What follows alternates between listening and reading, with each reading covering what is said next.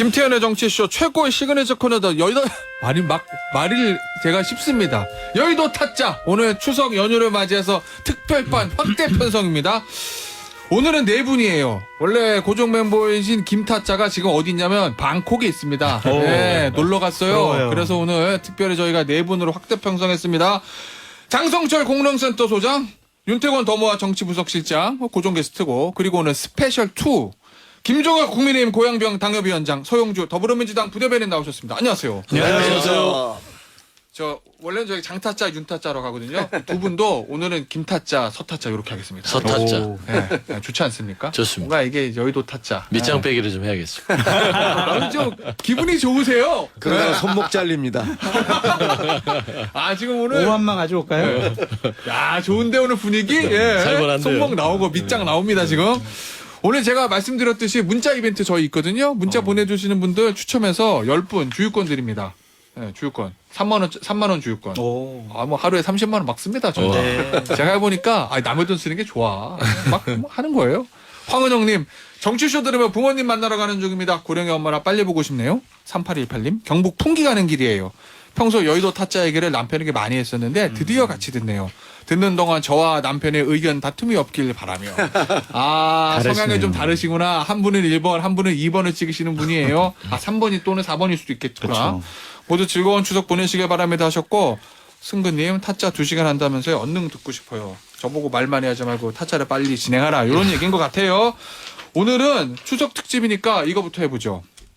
과연 정치인에게 명절이란 무엇이냐, 요거 가볍게 얘기 좀 하고, 그 다음에 저희가 탑5로 뽑아봤어요. 추석 밥상에 뭐가 오를지. 먼저 제가 보니까 우리 저 윤타짜는 강서구청장 보궐선거 불출마 선언을 이미 했고, 네. 제가 지금 아침에 오늘 차를 몰고 왔거든요. 안 막힐 것 같아요. 저희 집 강서구잖아요. 오늘부터 공식 선거 운동 시작하는 날이에요. 네, 새벽에 각 당의 차들 네. 하고 이제 오. 유니폼 맞춰 입은 이제 운동원들 어느 당이 열심히 움직이는지 제가 봤는데 굳이 말은 안 드리겠습니다. 여기서 제가 물론 동선에 따라서 다를 수가 있는데 분위기 좋은 쪽이 오늘 열심히 움직이더라고요. 아, 지금 요 며칠 사이 분위기 좋은데, 그쵸? 그 다음에 그게 좀, 좋았던데. 분위기 약간 꺾인데, 그 차이구나. 빨리 당에다 보고해야 돼요. 아유. 왜 안 뛰는 거야 이거? 분위기 안 좋습니까, 지금? 아니 우린 뭐 괜찮아요. 분위기 안 좋으세요? 아니 괜찮아요, 괜찮아요. 그리고 우리 장타자는 뭐 출마를 안 하겠지만, 출마를 하고 싶어도 공천을 받을 데가 별로 없기 때문에 지금 출마를 어차피 안 하죠. 불가능하죠. 네, 불가능합니다. 네. 네, 지금 공천을 못 받아. 네. 그러면 출마할 예정이신 우리 김타짜하고 서타짜는 출마하실 거죠? 김타짜님 빨리 얘기하시죠. 네. 이미 저야 뭐 지금 김타짜 지역이 당연히 아니라 당협위원장이시니까. 당연히 뭐 나갈 준비를 하고 있죠. 그럼 추석 때 뭐 하세요? 이 방송 끝나시면 지역 가서 행사. 아 그렇죠. 네. 그 추석이라는 게 정치인들에게는 여러 가지 의미가 있잖아요. 일단 저는 뭐 그 가까운 분들한테 다 전화 돌려야 되고, 근데 그것도 조심스러운 게 뭐 가족들하고 모여 있는데 갑자기 정치인이 전화해서 뭐 안녕하세요, 뭐 그동안 고마웠습니다, 뭐 이러면 좋아하시는 분들도 있지만 또 싫어하시는 분들도 많아요. 맞아요. 그러니까 굉장히 조심스럽고, 그리고 또 어떻게 보면 이제 시간이 정치인은 월화수목 금금금이더라고요. 그러다 보니까 뭔가 자기 스스로 이렇게 성찰하고 바라볼 수 있는 시간이 별로 없어요. 예. 그러니까 그런 시간도 좀 가져야 될 것 같아요. 그리고 정치인도 사람인지라 부모님도 찾아뵙고 성묘도 가고 가족들도 만나고 뭐 그런 시간들 갖고 예. 그렇게 보내려고 합니다. 서타짜는 지역 관리 안 하세요? 거짓말이라고? 거짓말이에요. 왜요? 놀아요, 왜? 놀아. 정치인들 진짜? 인사한다고 하고 네. 하투쳐요? 대부분 놀아요. 맞잖아요. 안 놀아요? 아니야, 뭐 놀긴 몰라. 조금만 놀아요. 이렇게 휴식도 취하고 놀아야지. 그런 건 봤어요. 그러니까 여기서는 저기 간다 그러고 저기 가서 여기 간다 그러고 지역에서는 많이 해보셨구나. 중앙에서 나를 불러가지고 회의가 있어서 그러고 중앙에 가서는 지역에서 자꾸 불러가지고 이제 그런 거. 이게 틀린 얘기예요. 왜냐하면 진짜로 자기가 정치인이 되면 어떻게 해서 이제 한 군데라도 갈 수 있으면 더 가려고 하지. 뭐 이쪽에서 부르는데 저쪽 핑계대고 저쪽에서 이쪽 핑계대고. 그러면은 표를 어디서 얻어요? 당협위원장하고 현역 의원하고는 좀 다르다라고. 그러다 걸리면 한 방에 갑니다. 국가입니다. 그렇구나. 국가. 그래도 추석은 조금 여유가 있으실 거예요. 근데 내년 설은 총선을 앞두고 있는 바로 직전 설이기 때문에 아마 그렇죠. 거의 발바닥에 땀나게 돌아다니는 상황이 되겠죠. 근데 윤타짜, 네. 이게 서타전 지역 관련 그러니까 서타차 얘기하려 했더니 우리 또 우리 타짜분들께서 끊어버려서. 하세요. 서타전도 지금 하시죠. 지역 뭐 저는 이제 우리 김정일 위원장하고 다르게 지역위를 맡고 있는 건 아니고 이제 새롭게 도전하는 이제 입장에서 예. 무리하지 않으려고 하는데요. 그러니까 이제 저는 그래요. 이제 추석 명절에서 특별한 건 없고 월화수목 금금기로 했는데 저는 월화수목 월월월이더라고요. 그래요? 그런 느낌이에요. 그냥 늘 뭐 여의도 생활을 부족한도 하고 당직 생활하면서 보면 주말이라는 게 딱히 체감이 안 돼요. 그래서 추석 연휴라는 게 똑같은 것 같아요. 하루 이틀 쉬는 날이 있네. 그 정도. 그리고 지역도 좀 있어요. 여기서 말하기는 그렇지만 이제 평화의 도시를 왔다 갔다 하고 있는데 예. 가보면은 파주! 뭐 그렇다고 하더라고요. 이거 말씀하셔도 돼요. 네, 파주에 저기 새로운 운정신 도시를 중심으로 한 그 도시인데 예. 제가 거기를 왔다 갔다 하는데 저는 조금 이제 기존 정치인과 좀 다르게 생각을 해요. 왜냐면은 정치는 서비스라서 예. 상대 입장에서 선거운동을 하든 나를 알리는 것도 상대 입장이 중요하다. 나는 막 알리고 싶어서 시간이 아까워서 막 달려가잖아요. 예. 근데 추석 연휴에 좀 귀찮게 안 했으면 좋겠다 생각하지 않을까. 그렇게 유권자분들이 네, 그럴 그래서 수도 있겠구나. 조심스럽게 꼭 만나야 될 분만 만나고요. 근데 오늘 또 포인트로 만나고 연휴잖아요. 그러면은 솔직히 만날 분도 없어요. 별로 없죠. 네. 맞아요. 그래서 논다니까요.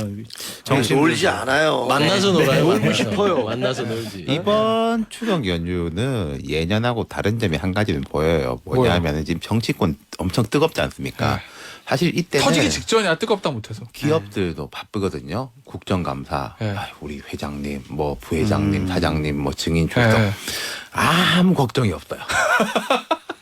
그러니까 자기네들끼리 싸우고. 마인드 아웃 오브 마인드가 돼가지고 제가 어제 뭐 몇몇 기업에 있는 분들이 뭐 이게 분위기 뭐 이런 네. 연락 해가지고 하니까 아유 되게 이렇게 편하다. 열심히 하시라고 여의도는 열심히 하시라고 피자나 이렇게 도넛이나 이렇게 간식으로 갖다 드리고. 맞아. 예전에는 그랬잖아. 한참 국정감사 때 회장들, 오너들 증인 출석 못하게 하려고 대기업 대관팀이건 여의도 맞아요. 이건 제가 조금 비판을 하고 싶은 지점인데 이때쯤이면은 물론 뭐 과하게 기업을 괴롭히면 안 되지만은 뭐 어떤 이슈가 이번 국정감사의 이슈고 그럼 기업뿐만 아니라 사회적 문제 뭐 지금 우리나라 얼마나 많습니까? 네. 싹 사라졌어요. 이게 문제가 없어서 사라진 게 아니라 더 큰 문제가 보이니까 가려진 건데 더 큰 문제를 이제 여의도가 생산을 하고 있는 거죠. 자, 그, 저는 윤타자님 말하고 좀 다른 게 저 엊그제 이렇게 돌아다녔더니 그 대관 안 보이던 대관 분들이 기업 대관들이 많이 오셨어요. 그래서 옹기종기 모여서 뭐 하고 있어 그랬더니 우리 회장님들께서 증인으로 다 잡혀오셔서 이번 추석은 꼼짝마다 그래요? 그렇게 얘기하시더라고요. 저도 서타자 얘기에 조금 더 동의하는데 네. 아마 이번에 그 국감이 될 때 보나마나 민주당이 목숨 걸고 있는 거 민주당. 없는 거 다 끄집어내서 또 민주당이 그런 당이 아니에요. 마구조합으로 공격을 할 겁니다. 그래요? 네, 아니 이제 우리 I'm back 이재명 back 했으니까 야 우리 저 돌아온 우리 저 대표님한테 잘 보여야 되고 내가 얼마나 열심히 일하는지 진짜 도장 찍어야지 저분이 지금 나를 지켜보고 있다 이러실 거예요. 민주당은 그래서 그런 아마 당이 아닙니다. 시끄러울 겁니다. 알겠습니다. 그래서 오늘 저희가 추석 특집으로 추석 밥상에 뭐가 올라갈까 탑5를 뽑아봤어요. 사람 위주로. 역시 독보적인 2위는 탑1은 지금 이재명 대표입니다. 이 영장에 기각돼서 전국이 어떻게 될지. 앞서 제가 저 하나 말씀을 드리면 우리 저 김타짜하고 서타짜하고 대기실에서 만났을 때 네. 김타짜가 서타짜에게 표정이 좋아 보여. 그랬더니 서타짜가 아이 뭘 그래요 이러고. 자 이게 지금 각 당의 지금 분위기인 거죠. 일단 서타짜 네. 막 입이 막 귀에 걸려서 너무 그 좋습니까 정도는 솔직히? 아니에요. 그 정도는 아닌데. 진짜요? 그냥 한숨 돌린다.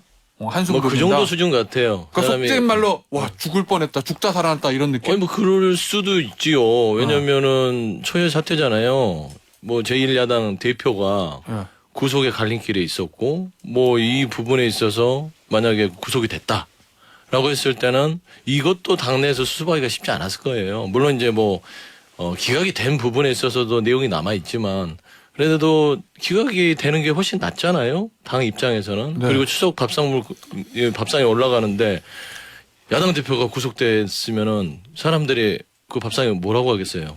좋게 씹는 게 아니라 마구 씹어야 되겠잖아요. 네. 그러면 결국에는 이 정부가 정치적 수사가 있다는 가정하에 걸려둔 거죠. 그런 의미에서 그걸 벗어났다는 어떤 의미에서는 좀 한숨 돌렸다. 예. 그 정도 수준입니다. 예. 국민의힘은 어떻습니까? 지금 속된 말로 초상집입니까? 아니면은 차라리 잘 됐답니까? 전혀 그렇지 않습니다. 왜냐하면 저는 그날 3시 26분인가에 판결이 나왔더라고요. 그래서 자다가 깨서 공교롭게 이제 바로 봤는데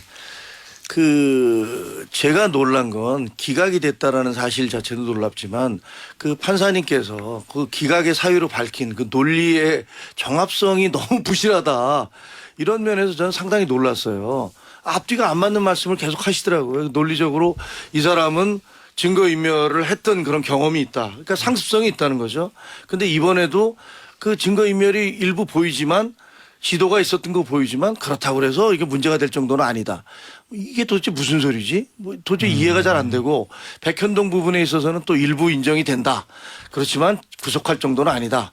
그다음에 정말 놀란 건 그 대북송금이에요. 대북송금이야말로 제가 보기에는 상식을 가진 사람이라면 어느 누구도 이게 이재명 대표한테 보고가 없이 이게 이루어졌다라고 생각할 사람은 제가 보기에는 아무도 없을 거예요. 적어도 법조 그런 경험이 있든가 아니면 정치판이 돌아가는 걸 아시는 분, 남북관계의 그런 프로세스가 어떻게 되는 걸 아는 사람 중에서는 그런 사람이 하나도 없을 겁니다. 근데 그거는 전혀 문제가 안 된다라는 식으로 말씀하신 걸 보고 정말 놀랐습니다. 알겠습니다. 자, 그리고 앞으로 갑자기 제가 의사진행 발언.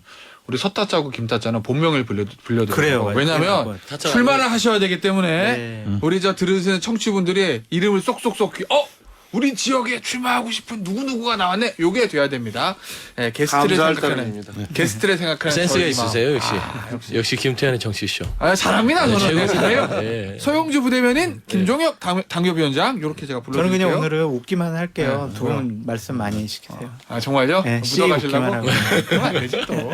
그래요. 자, 우리 장타짜하고 윤타짜에게는 요 질문을 좀 드려보죠. 이게 사실은 전국의 큰 변곡점이 될 수도 있는 거잖아요. 영장 기각 전후로.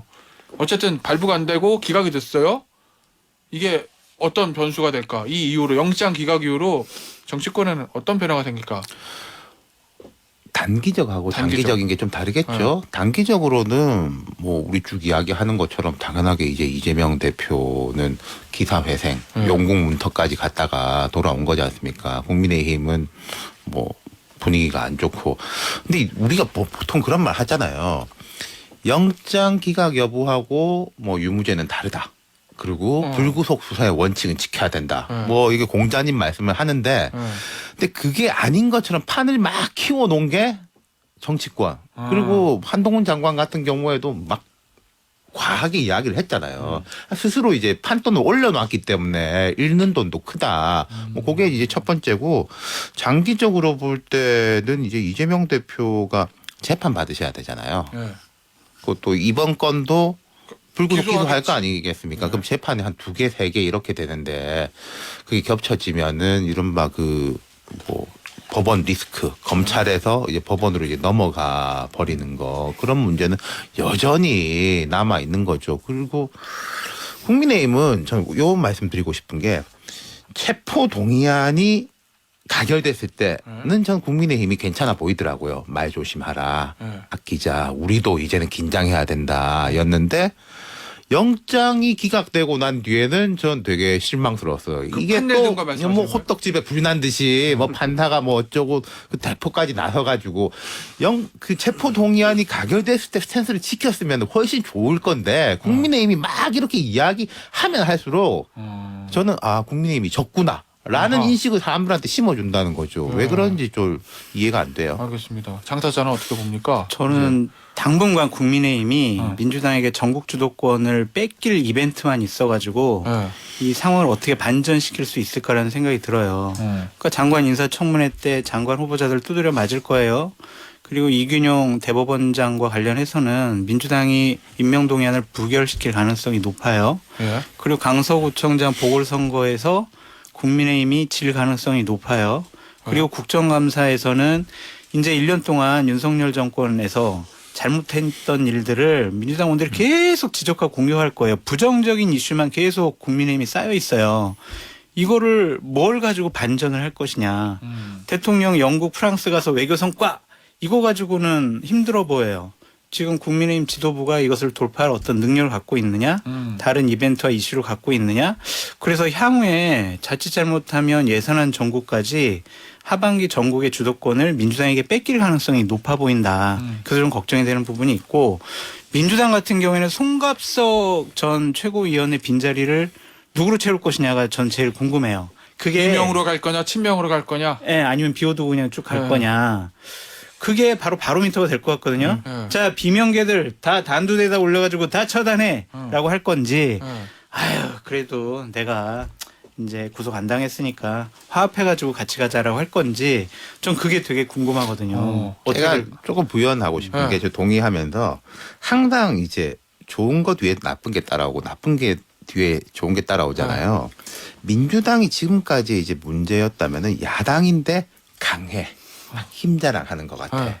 근데 이제 윤 대통령도 이제 거친데 어쨌든 소수 여당이래가 밀리는 느낌이었는데 방금 이제 장 소장님 말씀하신 대로 민주당이 와 해가지고 쫙 하면은 그 프레임이 다시 강한 야당. 어이구 이게 역시 이제 막 휘두르는구나라는 게 되면은 또 그게 좋지 않을 수도 있다는 거죠. 결국 총선에 조용한 유권자들은 힘을 심판 때 친자랑하는 누가 올라갈 사람보다는 거냐라는 건데 심판 때 스스로 올라갈 수도 있다는 거죠. 그런 부분에 대한 힘 조절이 필요할 거예요. 알겠습니다. 자, 이제 각 당의 사정 좀 들어보죠. 일단 민주당 같은 경우는 역시 그 부분인 거죠. 소위 말하는 가결파, 네. 비명계. 네. 를 어떻게 할 것이냐. 지도부에서 나오는 얘기는 지금 뭐 무시무시하던데 정청래 최고위원 같은 경우에는 이제 외상값 받아야 된다. 네, 뭐 이런 얘기들도 나오고. 근데 이제 뭐 결론부터 말씀드리면 조금 감정적으로 격해지는 부분은 많이 좀 차분해졌다. 네. 물론 이제 정청래 최고 같은 경우는 뭐 외상값 말씀을 하셨는데 전체적으로 처음에는 이게 야당 대표가 가결이 됐잖아요. 그게 이제 뭐 말하자면 우리 당에 있는 가결파 소신파라고도 하는데 그분들이 이제 투표를 한 거예요. 여기에 대해서 용납할 수 없다라는 당원들의 어떤 격분 이런 거를 지도부가 좀 이렇게 표현해 준 거예요. 처음에 뭐 색출해서 응징하겠다라든지 뭐 아직까지 그 여응이 남아서 외상값 얘기를 하는데 전체적으로 보면 뭐 그냥 이 가결하셨던 분들에 대해서도 안고 가야 되는 게 낫지 않겠냐라는 것이 지금 좀 흐름이 변하고 있다. 혹시 소영주 부대변인 이런 네. 겁니까? 예를 들어서 만약에 영장이 발부가 됐으면 당신들 때문에 우리 대표가 저렇게 잡혀갔잖아. 네. 징계! 뭐 이럴 수도 있는데 기각시키고 돌아왔으니까 이제 뭐 이겼으니까 여유도 있고 안고 가자 뭐 이런 분위기가 생겼다는 거예요? 사람 마음이 그런 거 아니에요. 이제 결과론적으로 생각을 하면 뭐 잘 되든 안 되든 두 개를 판단해서 그분들을 어떻게 단죄해서도 안 되지만 일단은 잘 됐어요. 결과가. 좋은 결과가 나왔어요. 그러면 좀 그런 결과를 가지고 지도부가 포용력을 가질 수 있는 좋은 기회예요. 안 싸워도 되는 거잖아요. 그건 당위성인데 아니, 이재명 당위성인데. 당대표의 지금까지 정치적인 아니, 행보와 그러니까 거의 판단을 좀 보면 어려운 질문이신데. 반대파를 용인을 그 못했잖아요. 마음을 제가 어떻게 알겠어요. 하지만 근데 저는 이제 보면은 그 나오시면서 했던 말이 기억이 나요. 새로운 정치? 아니, 진정한 정치를 하자. 싸우는 정치를 하지 말고. 그걸 윤석열 대통령한테 얘기를 한 거잖아요. 근데 이것도 우리 당내에도 적용을 해야 될 부분이라서 왜냐하면 당 내에서도 이재명 대표가 했던 일성. 그러니까 이렇게 진정한 포용하고 안고 소통하고 좀 다른 것도 만나서 풀고 하는 정치를 하자고 했으면 꼭 그게 상대가 윤석열 대통령만 있어서는 안 된다라는 측면에서는 가결파에 시름을 덜어주는 것도 서영주 부대변인. 저는 그게 이 앞으로 이재명 리더십을 서영주 찾을 수 부대변인. 있는 교과서적인 아니 얘기다. 근데 좀 객관적인 게 아니라 계산적으로 따져도 계산적으로. 정청래 의원의 외상값 이야기가 되게 재밌었는데 채권 추심을 늦춰주면 되는 거예요. 지금 할 필요가 없어요. 그럼 공천 때 정기국회 때 얼마나 열심히 하는지 보겠습니다. 뭐 공천 시스템과 당원에 의해 결정되는 겁니다. 하는 게 낫지 지금 몰아붙여가지고 정기국회 앞두고 막 뛰쳐나가고 그럼 그게 뭐가 좋습니까? 그럼 정리할 거 칼자루는 공천 때 하면 이제 된다? 그렇죠. 그때까지 이제 가만히 보고 있다가 하면 되는 거지. 근데 그게 말이죠. 계산적으로 봐도 사람은 안 변해요. 사람은 쉽게 변하지 않더라고요. 예. 지금까지 해오던 그 스타일이 갑자기 바뀌어진다? 저는 전혀 그렇게 믿지 않고요. 아마 지금부터 정청래 의원 지금 최고위원 되셨는데 외상값 얘기하셨지만 진짜로 외상값 받으려고 할 겁니다. 그리고 개딸이라고 얘기하는 강성 지지층들 더 바로 할 거예요. 야 우리 이재명 대표의 무고함이 밝혀졌는데 저 나쁜 놈들을 가만 놔둬야 되냐? 아니 색출해서 척결한다잖아요. 이거는 옛날에 무슨 간첩 색출, 무슨 범인 색출, 아니 무슨 국회의원들이 무슨 범죄자입니까? 뭐 범죄자이신 분도 있어요. 뭐 적지 않게 계시지만. 네. 그래서 제가 보기에는 바뀌지 않을 거고 저희 당 입장에서는요. 그럼 이거 날린다. 다 비명계. 갈등이 막 생길 거예요. 지금부터 그렇게 하루아침에 날리겠습니까만 혹시 막 그걸 마음속에서 막 바라시는 건 아닙니까? 바라죠. 왜 얼굴이 너무 솔직하시는 것 같은데. 아니 저희가 생각하기에는 사실 이게 이재명 대표가 만약에 구속이 됐다면 네. 그래서 민주당에서 무슨 이성적이고 합리적인 비대위가 결성이 돼서 당이 체제 정비에 나선다면 사실 저희로서는 굉장히 두려운 카드예요. 그게 두려운 시나리오였어요. 네. 근데 지금 돌아가는 걸 보면 전혀 그렇지 않잖아요. 단기적으로는 아마 아까 우리 윤타짜께서 얘기하신 대로 상당히 민주당이 강세로 지금 나오고 있죠. 하지만 장기적으로 볼 때 저게 민주당에게 약일까 독일까라고 생각하면 저는 독일 가능성이 더 크다 이렇게 생각합니다. 그러면 김종혁 위원장 입장에서 국민의힘이 가장 바라는 민주당의 현재 상황 시나리오는 이재명 대표의 체제가 끝까지 가되 잘 안 굴러가고 시끌시끌 북적북적 쿵탕쿵탕 요게 사실 국민의힘의 베스트 시나리오인데 그렇게 될 거다. 바라는 게 아니고 그렇게 가게 돼 있어요. 아니, 지금 좀 설명을 두 가지를 드려야 되는 게 민주당은 지금 저기 색출해서 뭐 징계하자 이 부분은 쏙 들어가고 있어요. 이미 다 그거는- 색출 끝냈으니까. 아니 안 끝났어 아직.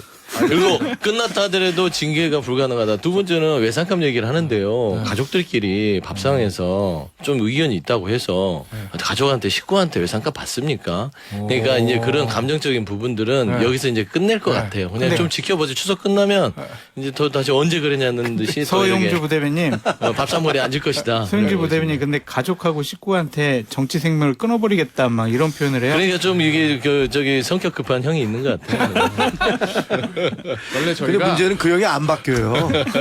저희가 추석 특집이라서 노래도 준비하고 이랬거든요. 아, 노래. 근데 안 들으려고 그냥. 이 얘기가 더 재밌는 거야. 아, 그래요? 우리 청취자분들도 요걸 좋아하실 것 같고 뭐 노래 들으고 싶으신 분은 9시에 끝나고 그리고 맞아요. 이제 이수경 선생님 하시는 프로에서 또 들으시면 되니까 우리는 그냥 얘기로 갑니다. 김종혁 위원장 앞서 장타짜가 얘기했던 국민의힘이 하반기 쉽지 않을 건데 이 영장 기각 때문에 전국 저 그런 주도권을 잃어서 어투나 억양으로 안 했어요. 진심으로, 진심으로? 걱정하는 보수 네. 패널로서 진심으로 국민이 걱정하는 억양과 어투였지. 아. 에이 뭐 아. 어려울 거지. 저기 약 올리지 않았다. 알겠습니다. 보수 패널로서 내년 올 추석 선물은 날라갔지만 내년 설 선물을 받을 수 있다는 강력한 의지를 도전해보겠습니다. 가지고 오케이. 국민의힘 전국 주도권을 좀 잃었을 거라는 장타짜의 이 분석. 아니 당장은 어쨌든 기각이 현실이잖아요. 그 사실 저는 굉장히 불만이 많은데 우리가 축구 시합 하다가 심판의 오심도 경기의 한 과정으로 인정하잖아요. 어쩔 수 없어요. 심판 몸에 맞고 골이 들어가도 골로 인정이 됩니다. 저는 이번에 판결 내리신 이 판결에 대해서 개인적으로는 인정할 수는 없어요. 하지만 그렇다고 해서 제가 개인적으로 논리적으로 말이 안 되는 이상한 판결이다라고 생각한다고 해서 그 결과가 달라지지는 않거든요. 그냥 받아들입니다. 그런데 저희로서는 그 지금 당장은 주도권을 아무래도 뭐 이거 뭐야라는 얘기가 많이 나오겠죠. 근데 저로서는 이런 생각이 들어요. 우리의 내부의 경쟁력이나 어떻게 보면 너무 느슨하게 생각을 했던 그런 부분들이 있다면 이런 것들을 정비하는 그런 계기는 되겠다. 당 지도부도 그럴 거예요. 야 지금 저 사람들이 이제 민주당에서 이재명 대표를 중심으로 정말로 극악스럽게 나올 거다라고 예상을 하잖아요 지금. 그럼 우리는 어떻게 해야 돼? 이런 여러 가지 생각을 할 겁니다. 그래서 아까 뭐 제가 단기적 장기적 말씀드렸지만 이게 저희 당으로서는 뭐 결코 나쁜 것도 아니고 저희 스스로의 내부 결속력이라든가 위기감 그다음에 내부 논리를 강화시키는 그런 계기가 되기를 바라고 있고 그렇게 될 거라고 믿습니다. 어쨌든 우리 윤타짜 장타짜 마지막으로 요 이슈 정리를 해주면 이재명 대표가 강한 그립감을 가지고 이재명 대표 체제로 총선까지 민주당 쫙 가는 거 그거는 거의 기정사실인 거죠. 그렇죠. 근데 이제 뭐 아주 마지막에 네. 뭐 화합형 뭐 선대위원장을 뭐 이렇게 한다든지 그런 정도는 있을 수 있겠죠. 그러니까 공천권까지 아주 강하게 그립 잡을 그쵸. 거고 네. 내년 만약 1월이나 2월 달에 여론조사에서 네. 민주당의 총선 승리가 어두워.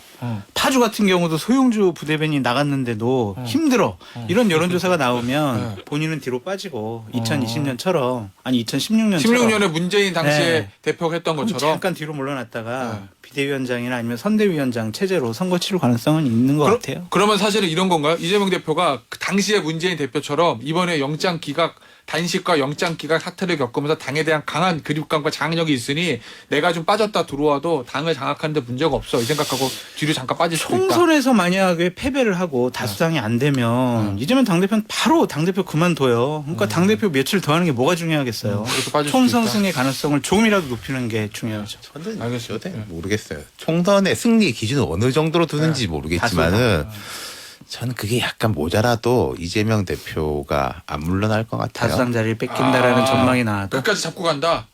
2016년에 이재명 당시에 문재인 그러니까 이게 뭐 한 뭐 대표에서 140여 석 정도면은 안 아니 내 물러날 것 말은 같다는 당대표직은 생각이 유지하면서 잠깐 뒤로 빠지면서 그냥 이렇게 아니 총선 선대위원장 이후에도 체제. 그러니까 알겠습니다. 이 얘기는 여기서 정리하고 탑2 두 번째 인물 얘기하다가 광고 들으러 가긴 그냥 가야 되겠다. 예. 두 번째 얘기는 역시 한동훈 장관입니다. 통화해 보셨어요? 뭐 저한테 묻습니까 그런 걸? 예. 어쨌든 소용주 부대변인 네. 한동훈 장관 탄핵합니까? 일단은 해임 건의를 하고 예. 아행건이에요? 해임 건의 하고요. 그러니까 경질하란 소리죠. 네. 파면이란 것은 경질을 좀 세게 얘기한 것인데 예. 한동훈 장관이 판돈을 세게 걸어서 그거를 잃었으면 그럼 본인 책임져야죠. 그러니까 그냥 어떤 법무행정의 장관이었으면 당에서 이렇게 하지 않아요. 사법 영역을 정치로 가져온 책임이 분명히 있어요. 본인이 체포동의안뿐만 아니라 국회에 출석해서 민주당, 야당에 대해서 대했던 모습들, 발언들 이런 것들을 보면 늘 그랬잖아요. 누구나 다 국민들도 이분이 법무부 장관으로서의 발언인지 아니 정치인 아니야? 정치를 하고 있는 거 아니야?라고 했을 때는 저는 책임이 100번 있다고 봅니다. 아니면 윤석열 대통령한테 책임이 돌아가요. 아니면 검찰총장 이원석한테 책임을 묻든지. 결국에는 한동훈 장관이 이번에 야당 대표에 대한 수사 700일 동안 진두지휘했던 그다음에 그 앞에서 많은 얘기를 했잖아요. 뭐 증거가 차고 넘치고 구속의 사유가 많고 중대 범죄자고 그다음에 잡범이라는 말도 하면서 쭉 이끌었단 말입니다. 결국에는 판돈을 크게 걸었어요. 네. 그런데 이번에 영장에서 기각이 나오면서 저는 본인이 손실이 크기 때문에 예. 물러나야죠. 다른 판돈 걸 게 있을지는 모르겠지만 네. 일단락은 거기에 대해서 책임을 져라. 그래서 이제 경질을 파면이라 용어로 대체해서 욕을 했던 것입니다. 자, 광고 듣기 전에 짧게 다시. 그러면 해임 건의 안 받아줄 거잖아요. 당연히 안 윤석열 대통령이. 경제 당연히 안 할 거잖아요. 그러겠죠. 그러면 탄핵으로 갑니까? 저는 그럴 공산도 있다고 보는 것이요. 그래요? 한동훈 장관의 법무행정 700일, 1년 5개월은요. 야당 죽이기만 있었기 때문에 야당에서는 이 책임을 물을 수밖에 없고 분명히 법리적으로도 조금 책임질 부분이 있다. 그래 알겠습니다. 자, 광고 듣고 와서 나머지 이야기 좀 이어가 보죠. 김태현의 정치쇼 추석 특집 여의도 타짜 특별 확장판 2부 시작합니다. 앞서 우리 소용주 부대변인이 한동훈 장관에 대한 탄핵 민주당이 갈 가능성이 높다라고 얘기를 해주셨어요. 그리고 이제 1부를 마쳤는데 김종혁 위원장 네. 어떻습니까? 한동훈 장관에 대한 탄핵한다는데요, 민주당에서. 탄핵을 시도를 할 수도 있죠. 예. 근데 뭐 사실 뭐 민주당이 탄핵을 하는 게 어디 한두 번입니까? 박진 장관에 대해서 탄핵하겠다고 했고 이상민 장관, 행안부 장관에 대해서 탄핵을 시행했죠. 근데 그 문재인 정부에서 임명된 그 진보 판사들이 대부분이 헌법재판소가 만장일치로 기각을 했습니다. 거기에 대해서 민주당 한마디도 사과하지 않고 있습니다. 그다음에 세 번째로 이종석 국방부 장관 또 탄핵하겠다고 그랬어요. 아니 남북 대처 상황이 이런데 국방장관 탄핵해서 6개월 동안 발을 묶어놓으면 어쩌겠다는 건지 그러다가 결국은 여론이 안 좋으니까 슬그머니 그만뒀는데 한동훈 장관 같은 경우는 탄핵을 시도할 수 있을 것 같아요. 왜냐하면 탄핵하면 이제 헌법재판소에서 그 결정이 내려질 때까지 직무가 정지되잖아요. 예. 그리고 사임할 수도 없어요. 그러면 한동훈 장관 같은 경우는 저희로서는 중요한 카드 중에 하나지 않습니까? 나와서 총선에서 카드로 쓸 수도 있는 그런 그 가능성이 있는 분인데 그거를 탄핵을 통과를 시킨 다음에 법무부 업무를 정지시켜 놓고 그다음에 아시다시피 이재명 대표에 대한 재판이 여러 개가 진행될 거 아닙니까? 네. 검사들을 지휘해야 되는데 총괄적으로. 그런데 이렇게 그 발을 묶어 놓으려는 그런 정치적 계산에 의해서 탄핵을 시도할 수도 있다. 근데 그렇게 했을 경우 이미 수가 패를 다 국민들이 알고 있기 때문에 거기에 대해서 거센 역풍도 불어 닥칠 것이다. 이렇게 생각합니다. 장타조는 어떻게 봅니까? 민주당에서 사실은 가능성 높아요. 득실을 따질 건데 왜냐하면 해임하는 대통령 안 받아들일 거 100%. 한동훈 장관이 스스로 사임하지 않을 확률 100%. 그리고 탄핵을 발의를 하면 통과될 확률은 100% 다수니까 헌법재판소 가면 이런 말씀드리긴 좀 그렇지만 기각될 확률은 저는 높죠. 99%라고 100%라고 보거든요. 근데 정치적으로 발을 근데 묶고 오는 가능성이 제가 높죠. 말한 요것도 민주당이 아실 거거든. 네. 아 이거 헌재 가도 이상민 장관도 마찬가지지만 기각될 거야라는 걸 알 거란 말이에요. 그런데 발의를 한다라고 하면 그 정치적 득실은 그러니까 1차적으로는 보복, 감정상의 문제가 아. 있는 것 같기도 하고 그냥 화풀이가 될 수도 있을 것 같고요. 또 하나는 민주당을 향한 여러 가지 조사나 수사가 진행되고 있잖아요. 그런 것에 대한 발을 좀 묶어놓는 방식도 될 것 같고 네. 또 김정희 위원장님 말씀해 주셨듯이 총선에 못 나갈 거 아니에요. 어떻게 활용도 못하고. 그래서 그냥 국무위원으로 발을 묶어놓는다. 그런 차원도 있을 것 같은데. 그러면 예를 들면 굳이 비유하자면 윤석열 정부의 최고 에이스 카드를 네. 못 쓰는 카드로 만들어 버린다. 그렇죠. 그리고 어쨌든 프레임에 가둬놓잖아요. 법무행정을 잘못한 사람. 네. 그런데 저는 조금 국정감사 때는 약 올릴 것 같아요. 국정감사 때 딱 불러낼 거 아니에요. 뭐 그렇죠. 네, 거기서 아주 상당히 약 올릴 수 있는 포인트들이 너무나 많아요. 그래서 충분히 창피 주고 네. 좀 모욕감 줘가지고 한동훈 장관 발끈하는 모습도 보이게 하고 그런 다음에 국정감사 끝난 다음에 탄핵을 해도 하지 않을까 시점을 좀 지켜볼 것 같아요.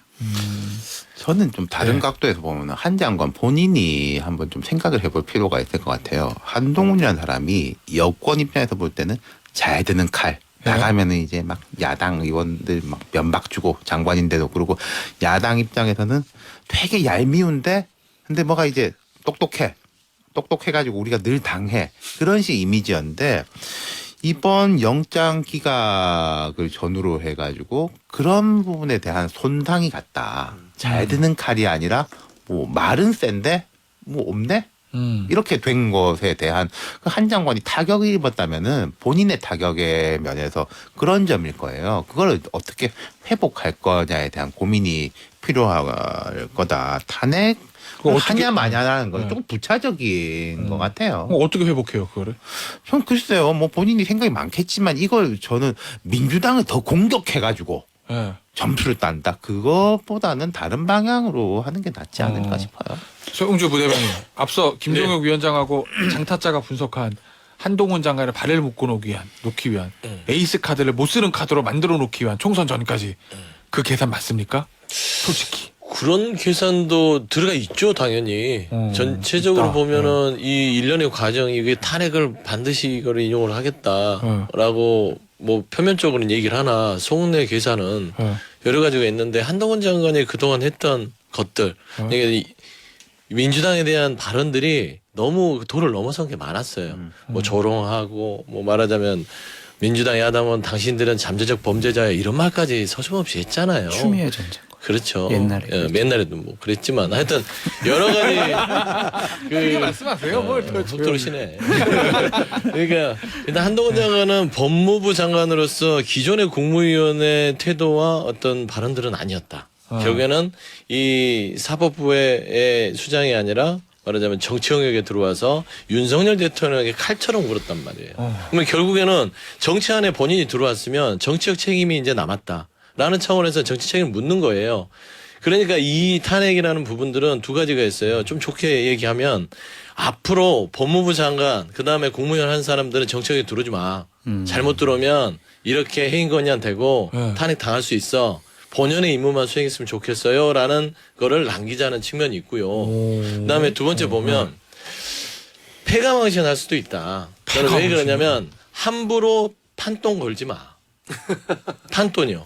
아까도 말씀드린 뭐 이제 뭐 정치 치워서 타짜분들이 계셔서 죄송하지만 한동훈 장관이 이렇게 무모할이 많지 야당과 야당 대표에 대해서 수사를 진두지휘하지는 않겠지만 개입하는 듯한 발언을 하고 끊임없이 뭔가 본인의 정치적 이득을 얻기 위해서 이재명 대표와 각을 세웠다가 결국에는 아무것도 없잖아요. 저는 엊그제 이게 제일 이 사람의 발목을 잡는 것인데 그 많이 기사에 나왔더라고요. 뭐 법제사 뭐 법사위 출두하기 전에 기자들한테 영장 발부 100% 안 하는 이유가 법원에 가면 그러니까 이재명 대표한테 받으라고 이제 요구를 하면서 판사들이 영장 발부를 100% 안 하는 이유는 증거가 없거나 그러니까 이재명 대표에는 소설 같은 검찰의 이야기라면 100% 안 한다라고 얘기를 했단 말이에요. 근데 발부를 안 했어요. 그러면 뭐예요? 소설이라는 걸 증명하게 되는 거잖아요. 본인들의 수사가. 이런 것들이 발목을 잡기 때문에 이 정치적 책임 져야 된다. 그러기 위해서는 우리 민주당에서는 탄핵을 매우 아주 신중하지만 적극적으로 검토하고 있다는 건 사실. 그러니까 근데 부대면 혹시 이런 계산 안 해보세요? 탄핵이란 거는 법적 책임을 묻게 하는 건데 사실은. 그치. 방금 근데- 저도 그 이야기 하려고 그랬어요. 예. 정치적 책임을 묻겠다는데 탄핵을 한 건 아니 뭐가 안 이제 맞지. 속내를 얘기하는 거잖아요. 네. 근데 당연히 표면상으로는 탄핵을 위한 법적 사유를 지금 검토하고 있는 것이지요. 네. 그래서 저는 한동훈 장관의 본인의 발언들, 그다음에 수사 부분에 있어서의 여러 가지 그 국무위원으로서 어떤 직무유기 부분들을 좀 검토를 해서 충분히 이제 법률위에서 검토를 하니까 저는 표면적으로는 법률적 책임, 하지만 속내는 정치적 책임. 우리가 이렇게 이해하시면 될 거예요. 타짜니까 이 한동훈 장관 최근 상황을 좀 비유를 해보면 광을 팔 수가 있었는데 피박을 쓴 것 같다는 좀 생각이 들어요. 아, 그래요? 그러니까 한동훈 장관이 임명되고 나서 여러 가지 법무행정에 일정한 업적은 있지만 이재명 당대표를 구속시키는데 몰두했다? 아니면 거기에 전적으로 능력을 발휘했다? 그렇게 볼 수밖에 없는데 그게 실패했잖아요. 그러면 본인의 능력이나 이미지에는 상당한 타격을 받은 건 사실이다라고 볼 수밖에 없을 것 같아요. 근데 이게 네. 그 한동훈 장관이나 스타일에 대해서 그게 무슨 정치적 고려 이렇게 얘기들 하는데 제가 이제 법조에 있었던 제 친구들 한 장관과 함께 근무했거나 했던 선배들이잖아요. 예. 얘기 들어보면 그 표현 그대로 하면 야 원래 동훈이는 그랬어. 이게 정치인 법무부 장관 되기 전에도 뭐 하여튼 걔는 수사를 하면 그런 식으로 했었어. 그리고 뭐 하나 잡으면 이건 반드시 내가 이 자기가 범죄가 있다라고 생각이 되면 이 사람 반드시 처벌받게 하겠다라는 그런 스타일로 밀고 갔었어. 그 얘기는 최근에 나오는 행동들이 어떤 정치적 계산이나 목적에서 의도된 게 아니라 원래 스타일이 그렇다. 그렇죠. 소위 말하는 저는- 우리가 말하는 원래 쪼다. 뭐 이런 원래 스타일. 그렇고 사실은 네. 대통령도 그러신 것 같아요. 그게 대통령에 대해서도 비슷한 얘기들 하더라고요. 저도 그런 것 같은데 전 그래서 문제라고 봐요. 아. 법무부 장관 정치적 고려를 해야죠. 이 정치적 고려라는 게 내가 이게 뭐 야당 대표를 뭐 얽어 넣을까 그 정치적 고려가 아니라 오해를 덜 사야지.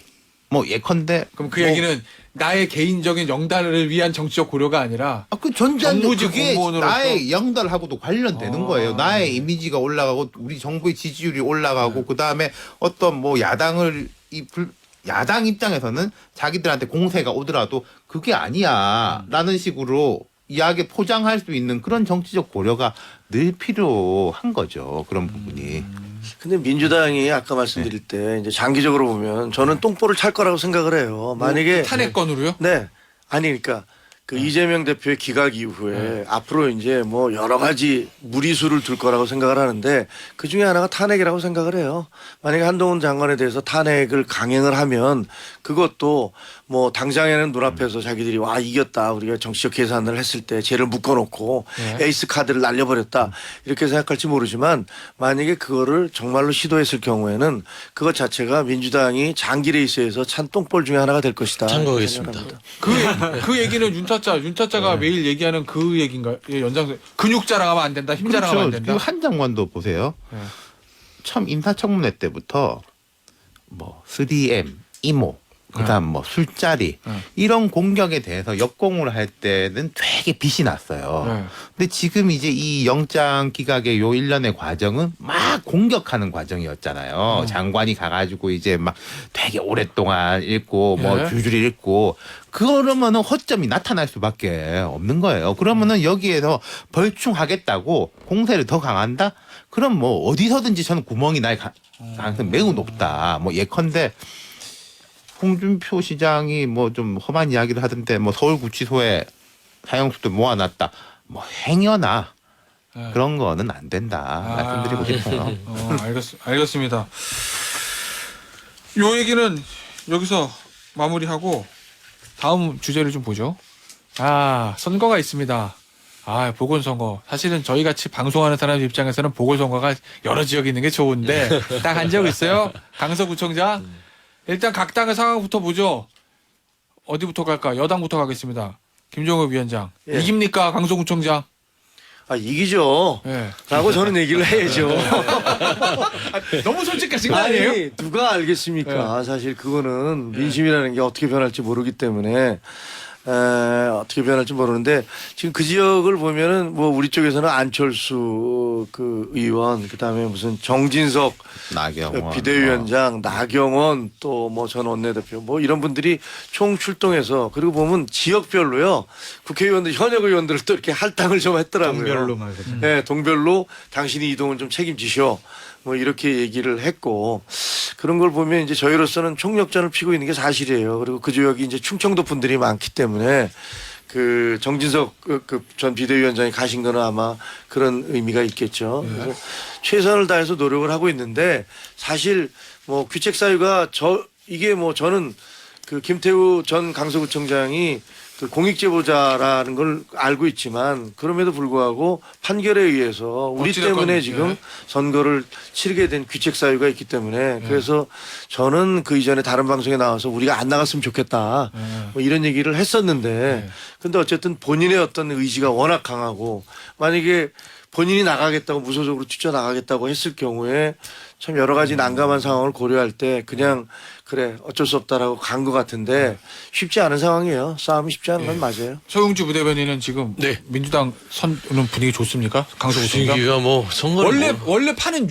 지역 자체 밭이라고 하죠. 그 밭은 그렇죠. 민주당이 유리한 밭인 거잖아요. 그렇죠. 뭐 세개 지역구가 다 민주당 의원들이 있으시고 뭐 지난번에는 이제 뭐 김태우 지금 후보가 구청장으로 되긴 했는데 그때는 대선 이후에 그 바람을 타고 그렇죠. 바람이 지방선거 있습니다. 유리했으니까. 그리고 뭐 저희의 공천에 대한 여러 가지 전략적 미스도 있었을 거는 같아요. 근데 저는 한마디로 규정하면 이번 강서구청장 재보궐선거는 앞으로는 이런 일이 없어야 돼요. 이런 선거가.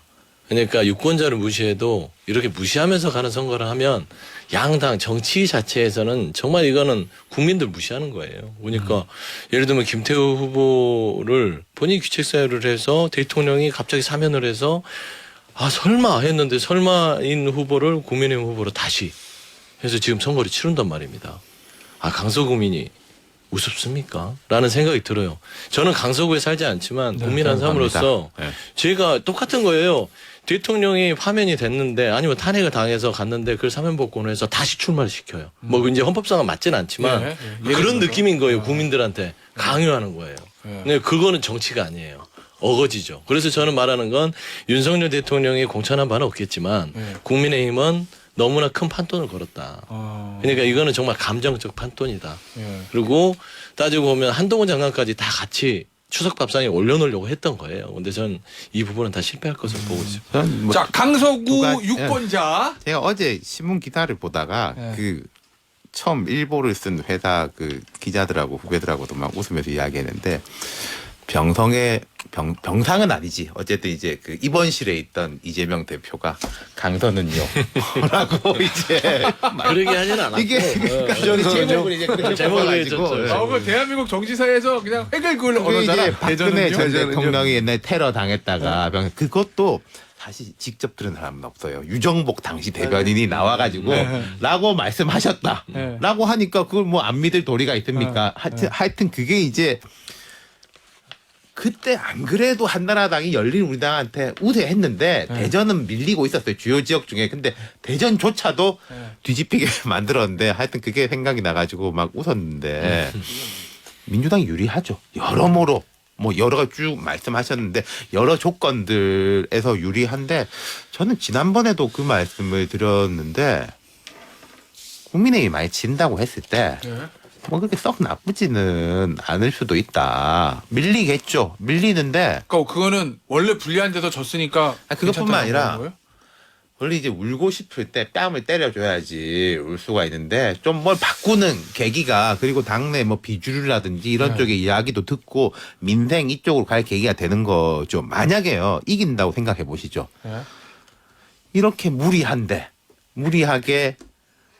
뭐 사면 복권도 해가지고 이런데도 이겼어. 좋아 이렇게 하니까 돼. 하던 대로 계속 가. 라고 하면 그 총선이 좋겠어요? 저는 결코 안 좋을 거라고 생각해요. 그럼 민주당도 여기서 약간 스탠스를 유리한 데서 조금 더 로키로 가야 되는 거지. 뭐 심판입니다. 이제는 강서에서부터 정권 교체 뭐 이런 것도 이제 보이던데 뭐 그런 거라든지 해가지고 이기면은 썩 좋지 않을 거다. 그런 말씀드리고 싶어요. 참고하겠습니다. 네, 윤타짜의 그 얘기는 항상 오늘의 저 윤타짜 얘기의 큰 흐름은 그거네. 힘 자랑하지 마라. 근육 자랑하지 마라. 잘 나갈 때 조심해라. 뭐 요런 거죠. 네, 오버하지 그리고 마라. 뭐 안 좋은 것도 예. 전화위복된다. 예컨대 이재명 대표 체포 동의안이 부결됐다고 생각해 보시죠. 한 표 차이로. 예. 지금까지 북치고 장구치고 방탄국회 추석에 그럼 이재명 대표가 또 단식을 해제를 할지 안 할지 그것도 되게 애매했을 거예요. 예. 근데 어쨌든 결과적으로 가결돼가지고 기각되니까 탁 털었잖아요. 예. 알겠습니다. 국민의힘이 강서구청장 선거에 불리하다라고 스스로 고백하는 것들이 상징적으로 나타나고 있죠. 뭐요? 물량 공세. 아. 그러니까 음식점에서 네. 메인 요리가 맛이 없어요. 네. 그러면 그걸 보충하기 위해서 서비스 요리를 막 줘요. 네. 맛없는 거. 네. 그러면은 뭐 그 식당을 이용하는 분들이 네. 야 서비스 많이 주니까 우리 이 식당 와야 되겠다라고 생각하겠냐고요. 그 얘기는 이 어마어마한 메머드급 선대위 네. 당에서 국민의힘에서 유명한 의원들은 다 거기다가 투입하는 그거 말씀하시는 거예요? 그러니까 그런 물량 공세가 불리하다. 우리가 후보를 낼 명분이 없었다라는 자기 고백과 반증이 아니냐는 좀 생각이 들고 네. 정진석 비대위원장이 거기 간다고 해서 충청 출신 분들이 와 정진석 비대위원장 왔으니까 우리가 국민의힘 후보 찍어주자 그렇게 생각할 수 있는 분들이 얼마나 될까요? 그렇다 캐요. 아니 그건 그분이 저한테 공문을 보내가지고 그럼 제가 개인적인 사감이 있습니다. 지역 주민이잖아요. 네. 지역 주민 앞에 입장에서 정진석 비대위원장 근데 이건 있는 것 같아요. 그 이제 출마하려고 했던 분하고 이제 갈등이 있어가지고 지금 못하신 분, 예, 경사에서 예. 지신 분, 예, 예. 공개도 안 하고 뭐 예. 김진선 전 당협 뭐 권한대행 그분이 충청 향후회를 기반으로 하고 있기 오, 때문에 그래요? 그런 조직에 대한 건 것 같아요. 일반 유권자에 근데 대한 그분 거라기보다는. 병원에 입원했어. 그러더라고요. 네. 혹시 이런 거는 안 도와준다고. 그러니까 이럴 수는 있잖아. 유권자들이 민주당이든 국민의힘이든 어떤 당이든 막 거물급도 여기 투입하고 그러면 저 당에서 우리 지역을 이렇게 중요하게 생각하나 보다 이런 건 있을 수 있는 거 그런 아니에요? 여건이 분위기가 좋을 때 대통령에 대한 비호감도가 낮을 때 그때 와 이런 중진들까지 뒤에 있는 강서구청장 뽑아주면은 우리 지역과 발전하겠구나 이렇게 생각을 하는데 대통령에 대한 근데 호감도가 좀 낮아요. 다들 선거 여러 번 해보신 분들인데 제가 생각할 때 여당의 입장에서 인적 자원이 참 부족해 보이는 게 예컨대 뭐 교육이라든지 주거라든지 경제라든지 이런 데 상징성을 가진 인물이 참 없어요. 그렇잖아요. 네. 그런 분들이 갈 때 사람들이 약간 좀 반응을 하는 거지. 뭐 충청의 맹주다. 뭔 상관이야. 윤타짜를 우리가 좀 모셨어야 되는 건데. 알겠습니다. 윤타짜는데 강서구청장 자기 불출마 선언 저희 방송에 그러니까요. 못 이미 나가요. 그건 뭐 끝난 얘기죠. 그럼요. 김태호 보다는 우리 윤타짜 훨씬 나. 그런 자, 얘기하면 안 되죠. 제 생각에 개인적으로. 광고 들으시고요. 3부에서 계속됩니다. 여의도 타짜는. 자 그러면 이 얘기 네. 앞서 윤타짜 그 얘기 있거든요. 국민의힘이 만약에 왜냐면 지면 강서구청장 지면 울고 싶을 때 뺨 때려주는 격도 있을 거다. 그럼 차라리 잘 됐다. 총선을 앞두고 한번 일신해 뭐 이럴 수도 있다는 거잖아요. 근데 꼭 그렇게 판단했으면 좋겠습니다. 근데 예를 들면 지도부 입장에서는 만약에 네. 이거 지면 차라리 잘 됐어. 나 울고 싶은데 이게 아니라 그냥 아픈 거 아니야? 뺨 맞아가지고. 근데 처음에 김태우 후보자를 공천할 때 그 지도부의 반응은 이랬잖아요. 우리가 5% 정도 차이만 져도 우리가 이거는 잘 지는 거다. 잘 싸웠다. 이런 식의 반응을 보이면서 지는 것을 예상을 하면서 공천을 했다라고 언론의 보도가 나왔었거든요. 그러니까 뭐 이거를 졌기 때문에 김기현 당대표 너 때문에 졌어. 당대표 그만둬 이런 식으로 가지는 않을 것 같고 그냥 아마 용산에서는 이러겠죠. 아, 당신 말이야 당대표로서 책임져야 되는데 우리가 그냥 그거는 용인해 줄 테니까 총선에서 공천할 때 우리 말 잘 들어 협박용으로 사용하지 않을까라는 좀 생각도 듭니다. 아 그래요? 거꾸로 그러니까 혁신이 아니라 더 네. 죄는 용으로 그럼 뭐 보나마나죠 결과는 뭐가 보나마나 총선 결과. 아 그래요? 네. 알겠습니다. 근데 흐름이나 움직임은 그런 것 같아요. 용산에서 조금 더 강한 네. 그립감을 갖고 네. 여러 가지 공천 문제에 관련해서는 본인들이 주도한다라는 생각. 그래서 공관위원장을 누구로 임명할 거를 우리가 눈여겨보면 돼요. 누가 유력합니까? 지금 뭐 그냥 일설에는 김한길 국민통합위원장이 오는 거 아니냐, 네. 김병준 뭐 전 위원장 오는 거 아니냐. 일단 언론의 후보는 김한길 국민통합위원장, 김병준 네. 전 정경련 회장 네. 직무대행이라고 해야 되나? 그다음 김무성 전 대표, 네. 그다음 안대희 전 대법관 이렇게 나오는 것 같던데 네. 언론에 나오는 네, 통합형으로는 제가 지난 한 1년 반 이렇게 보면은 어. 뭐 대통령이 그립이 세다, 용산이 그립이 세다 이러는데 옛날 세던 청와대만큼 막 정교하고 그렇진 않은 것 같아요. 그러니까 전략을 빡 짜가지고 그러면은 뭐 지금부터 어느 지역에는 뭐 국토부가 뭐 이런 사업을 하고 뭘 하고 뭐 이런 식으로 해가지고 그립이 세더라도 그렇게 이제 센 쪽이 있는 것이고 네. 약간 총론적으로 센 쪽이 있는데 여기는 좀 총론적으로 센 쪽인 것 같고 디테일이 약하다, 이런 인적 구성으로 볼 때 뭐 네. 총선을 그렇게 할 의지, 역량 그 뭐라 표현해야 될지 모르겠는데 그게 종합적으로 있는 것 같진 않아요. 아, 저는 뭐 이번 공천 과정에서 대통령실과 당대표실이 뭐 크게 갈등할 거라고 보지는 않습니다. 내년 뭐 총선에요. 예. 예. 말 네, 잘 좀- 들어서 그런 거 아니에요? 아니 그 과거에 사실 그 이런 사태가 여러 번 있었던 게 김무성 대표하고 그다음에 박근혜 전 그 대통령 당시 대통령 뭐 서로 갈등이 굉장히 많았잖아요. 이한구 공천위원장 공관위원장과 그래서 무슨 옥새 들고 나르샤에서 부산으로 갔느냐 어쩌냐 해서 결국 우리가 폭망했어요 그때. 그리고 그 다음에도 사실은 뭐 21대 공천이 제대로 됐느냐 뭐 그 보수 진영 내에서는 21대 공천도 엉망이었다. 그때는 예. 뭐 대통령도 뭐 제대로 있지 않았고 뭐 당 대표가 공천을 하셨지만 뭐 중구난방이었다. 그럼 그래서 그때는 당 대표하고 공관위원장을 약간 따로 노는 느낌들이 좀 있었잖아요. 그러니까요. 예. 예. 그 이런 건 있는 것 같아요. 한참 전에는 뭐 검사 공천, 검사 수십 명 그런데 그런 이야기 쑥 들어갔어요. 쑥 들어갔죠. 지금 그 자리에 이제 뭐 용산 수십 명 이러는데 그 중에 상당수는 다시 당 출신. 예. 인 거잖아요. 그러니까 네. 검사 공천하고는 약간 궤가 다르긴 하고, 근데 그냥 대통령 지지율이 받쳐주느냐 안 받쳐주냐의 문제고, 그리고 제가 여러 번 말씀드렸지만은 당 출신 뭐 대통령 명함 달고 나가는 사람들이 험지로 가느냐, 예. 아니면은 뭐 강남이나 영남 가가지고 비껴라. 라고 하느냐 거기에 따라 다를 거다. 그냥 숫자만 볼 일은 아닌 거고 그런 것을 좀 봐야 되고 최근에 보면은 왜 한번 이야기했지 않습니까? 조정훈 의원 영입할 적에 국세청장하고 이제 뭐 SK그룹의 이제 스펙스의 부사장 오는 걸 보면 아 여당식의 보편적인 여당 공천을 좀 시동을 거는구나 그렇게 봤어요. 저는 민주당이나 국민의힘이나 공정한 뭐 공천이냐 아니냐의 바로미터가 저는 있다고 봐요. 뭐요? 국민의힘 같은 경우에는 김종혁 위원장님을 공천 주느냐. 그리고 민주당은 우리 소영주 부대변인님을 공천을 주느냐. 이 두 분이 공천 받으면 같은 이거는 프로 공정한 나왔다고 공천. 너무 하신다. 감사하긴 공정한 하네. 정확한 평론을 하시는 분이에요. 그런 공정한 거예요? 공천이다. 그렇게 우리가 평가할 수 있을 것 같습니다. 알겠습니다. 예. 저는 다른 사람 이름 얘기할 줄 알았어.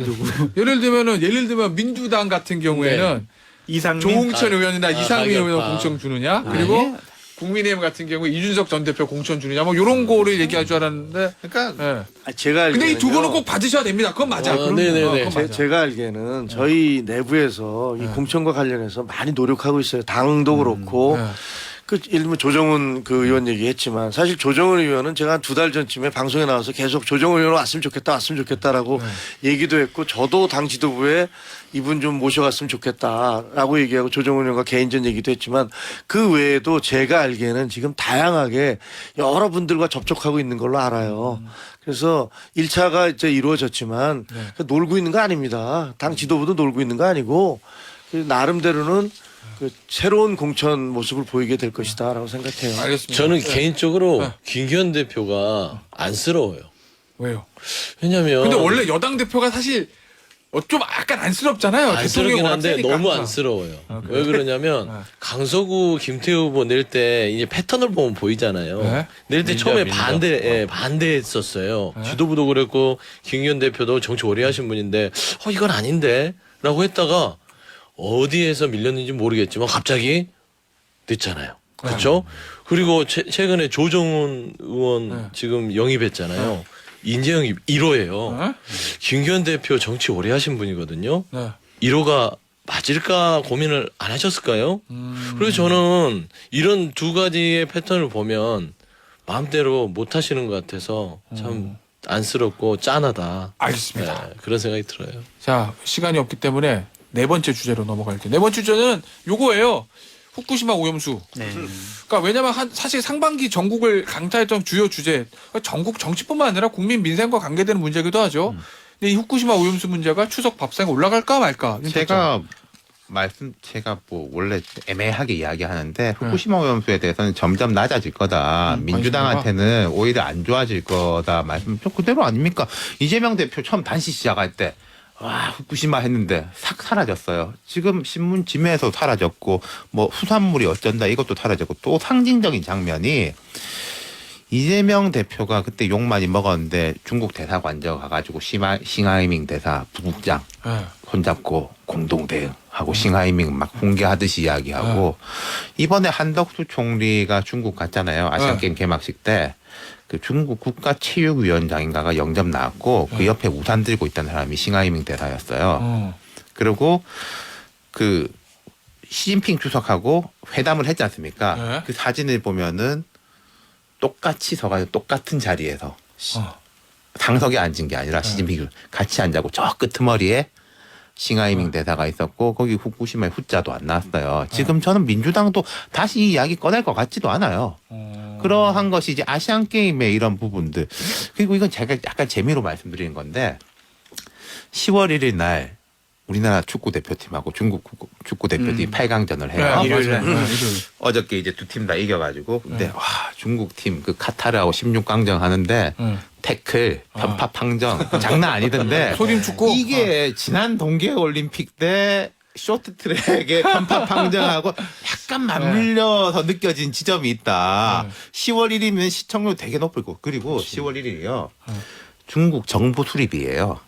신정부. 무조건 이겨야 되는 날이네, 중국은. 그러니까 그게 10월 1일부터 중국은 일주일 동안 국경절 연휴고 정말 이 텐션이 높을 겁니다. 이것도 이게 크게는 아니지만은 미묘한 이런 또 이제 추석 연휴 기간에 하나의 이제 관심사가 될 것 같아요. 왜냐면 저 개인적으로 저는 아시는 분은 아시겠죠. 이강인 선수의 팬인데 네. 만약에 이강인 선수가 뭐 중국 무슨 뭐 이상한 선수한테 뭐 다쳐. 담겨. 태클 당해가지고 무슨 뭐 다치고 이러면은 전쟁. 어? 전쟁. 그냥 가는 거야 비행기 타고 빼지. 전쟁. 예, 그런 일이 생길 수도 있다. 예, 그러니까 어쨌든. 후쿠시마 오염수 문제가 추석 밥상에 오를 것 같지도 않아요. 그리고 지금 이제 뭐 방류도 하지 않고 있고 뭐 내년 3월달에 방류한다고 하고 현실적으로 위험도가 뭐 저한테 와닿지가 않아요. 그렇기 때문에 이건 별로 문제가 안 될 것 같고 그냥 좀 아시안 게임 대한민국 선수들 금메달 따는 거 그 즐겁게 얘기 나누셨으면 좋겠습니다. 알겠습니다. 민주당도 이걸 좀 하여튼 출구 전략을 만들어야 될 거예요. 그냥 뭐 모르는 척하고 넘어가는 건 좀 이상하지. 저는 네. 진짜 할 말 많은데 2008년도에 광우병 시위가 있을 때 제가 사회 담당 부국장이었거든요. 그래서 한 6개월 동안 광화문에 수십만 명이 몰려와서 밤마다 나라 전체가 뒤집히는 것을 현장에서 봤어요. 그 이후에 이런 방구 사과가 없잖아요. 후쿠시마는요, 과학과 미신의 싸움, 그리고 논리와 선전선동의 싸움이었어요. 애초부터. 그리고 민주당은 그 미신과 선전선동에 기대했던 것이고. 근데 지금이 이제 다행인 것은 과거 광우병 때는 그게 굉장히 오래 갔어요. 근데 지금은 과학자들도 용기를 내서 목소리를 내고 그렇기 때문에 이게 금방 끝나게 되는 것 같은데 알겠습니다. 민주당은 책임지셔야 됩니다. 예? 책임이요? 자, 요거 마무리하고요. 마지막 주제로 우리가 해야 됩니다. 왜? 사실 추석 때 우리가 딱 밥상에 앉으면 이재명 대표, 뭐 한동훈 장관, 뭐 강서구청 선거 얘기했지만 그래도 추석 때 명절 때 가족들 모이면 이 사람 얘기를 하지 않을까. VIP라고도 부르고 통이라고도 부르고 V라고도 약칭해서 부르기도 하는 대통령 얘기 안 할 수가 없잖아요. 일단 소용주 부대변인 얘기 좀 들어보죠. 추석 밥상에 가족들 모여서 네. 야 대통령 이렇게 얘기하고 윤통이라고들 많이들 그냥 부르겠죠. 이름 부를 거예요. 예. 윤석열 대통령. 대통령 하겠어요. 국민들이 굳이 그럴 이유는 이 없잖아요. VIP는 이제 언론사나 정치권 관계자들이 부르는 용어고 일반 그렇죠. 국민들은 윤통 이름 부르죠. 이름 부르죠. 이름 부르는 경우도 예, 많고. 이름 부르는 게 대다수인데 저는 이제 윤석열 대통령 부분이 가장 화두에 오르는 건 이재명 당대표가 있어서 그래요. 야당 대표가. 예, 이재명 당대표가 밥상머리에 올라가니까 그 대척점으로 윤석열 대통령이 올라가게 돼 있고 그 하류 개념으로 한동훈 장관이 들어가게 돼 있고요. 김건희 여사가 들어가게 돼 있어요. 그러니까 결국에는 윤석열 대통령은 본인에 대한 국정 운영의 평가를 가지고 그렇게 디테일하게 국민들이 밥상에서 얘기하지 않아요. 툭툭 치죠. 처음에는 이재명 대표로 갈걸요. 그래서 영장이 기각됐네. 이 정치수사 무리하게 돼서 뭐 이건 뭐야 빈손 아니야?